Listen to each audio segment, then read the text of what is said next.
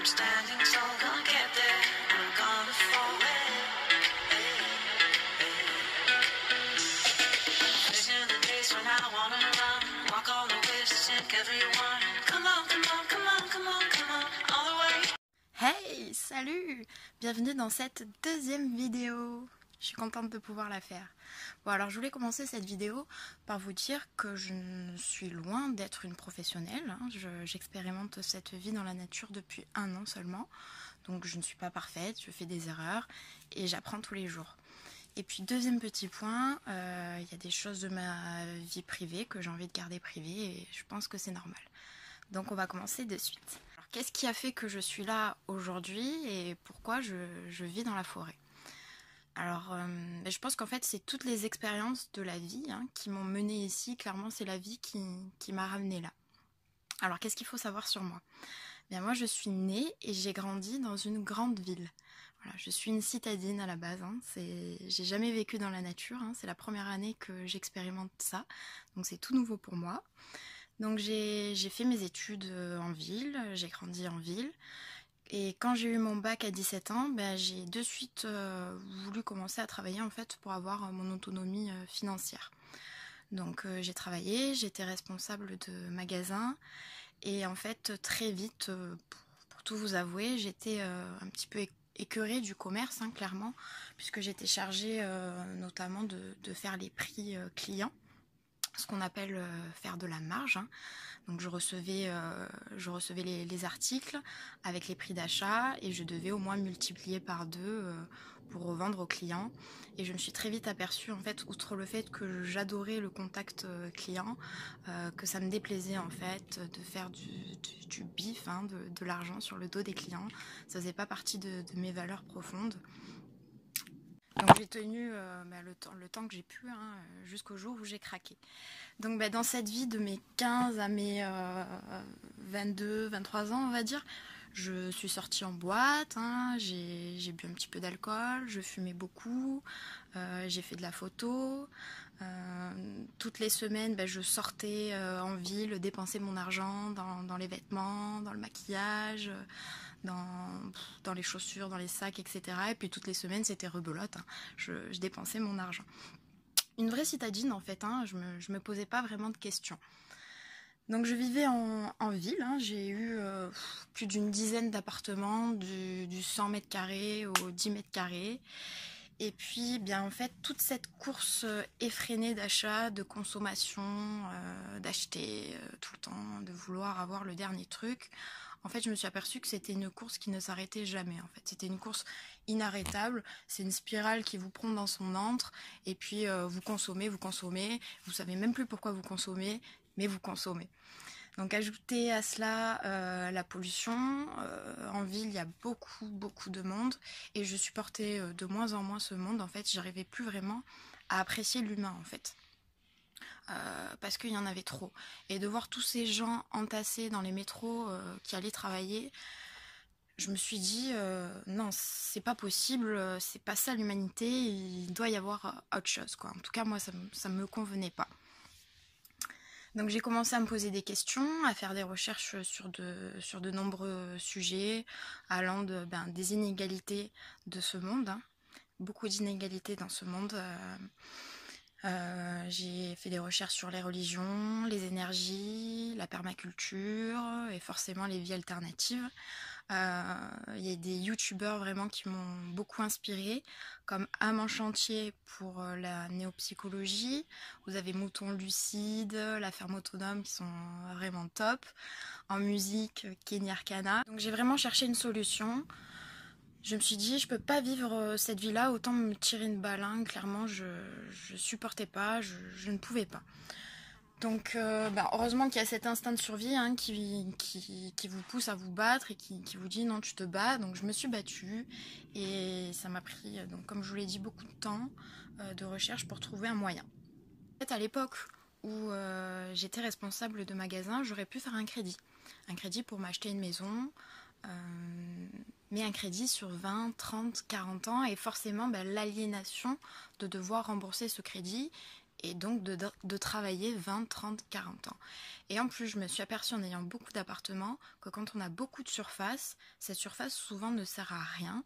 Et puis vivre entre quatre murs entourés de béton, franchement, ça me faisait pas kiffer. Au début, je me suis dit, bon bah voilà, je vais me prendre une petite camionnette, je vais me prendre un van, et puis je vais faire le tour de la France ou le tour du monde en faisant du woofing. Si vous ne connaissez pas ce que c'est le woofing, franchement c'est super intéressant, donc faites vos recherches en faisant les saisons, etc. Et puis je me suis dit, l'autonomie c'est quand même pas mal, notamment l'autonomie alimentaire, c'est un gros point. Et en étant en van, ben, je ne pouvais pas être vraiment autonome déjà à cause de l'essence.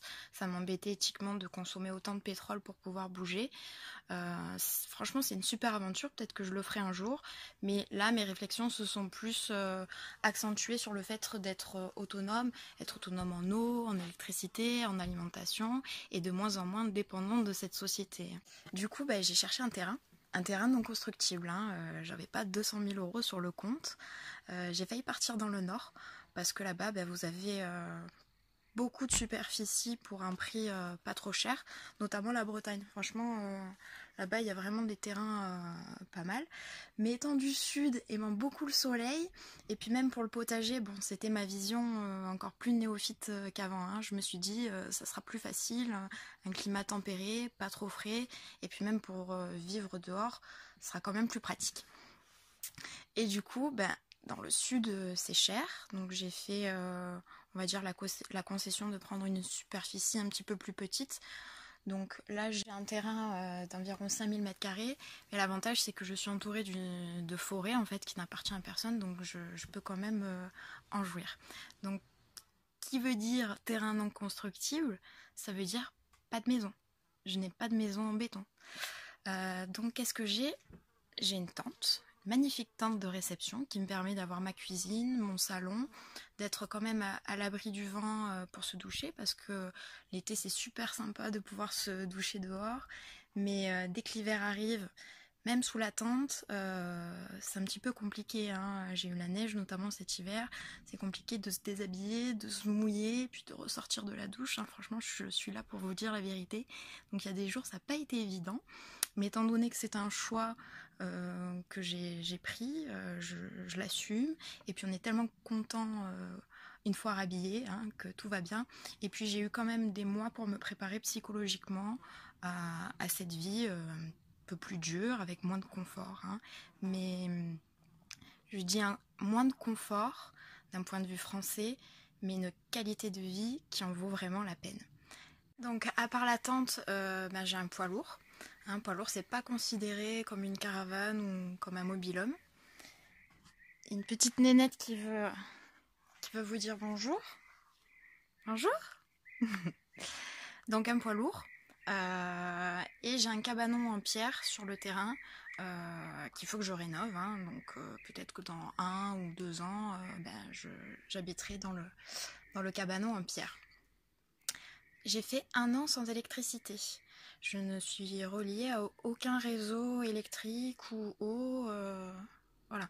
Donc 1 an sans électricité. Honnêtement, le plus compliqué, ça a été la lumière. La lumière l'hiver. Parce que quand il commence à faire nuit à 5 heures, il faut faire à manger, il faut vous doucher. Sans lumière, c'est compliqué. Donc je faisais tout à la lampe torche, ça n'a pas été évident. Donc l'hiver c'est une autre organisation. L'été vous pouvez quand même vous la jouer plus cool, hein, vu qu'il fait jour jusqu'à 21 h.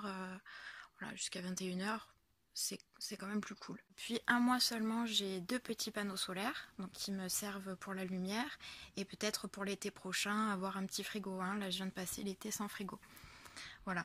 Pour la cuisine, c'est soit au feu, soit à la gazinière.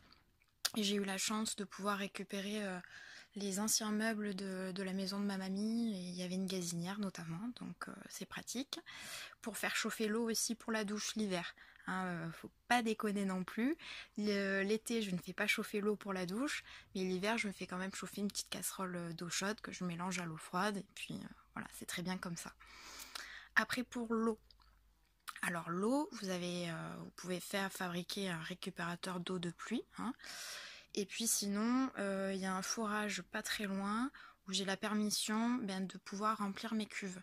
Donc j'ai 2 cuves de 1000 litres, donc ça me fait 2000 litres et ça me dure 2 mois environ. Donc je peux aller les remplir quand j'en ai besoin. Donc les vêtements, je les lave à la main. Et tout ce qui est serviettes et draps, j'ai plusieurs paires d'avance.